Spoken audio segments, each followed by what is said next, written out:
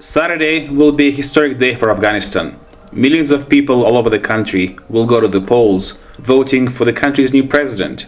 If successful, this election would mark the first democratic transfer of power in Afghanistan's history and ensure the continuation of crucial Western aid.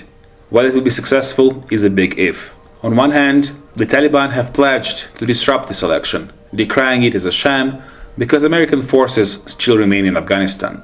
Then there is another risk to the Afghan election: fraud. The previous election in 2009 was marred by widespread ballot stuffing. Still, despite the Taliban warnings and the potential for strife, Saturday's wide-open election attracted unexpected interest among the Afghan people.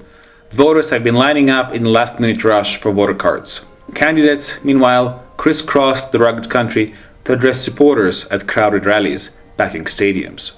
Unlike in the previous campaigns, those rallies attracted huge crowds, including women and the politically active youth. These young women and men, after all, enjoyed unprecedented opportunities over the past decade and will have the most to lose if the election on Saturday is not successful. This is Yaroslav Trofimov, the Wall Street Journal's bureau chief in Kabul, Afghanistan.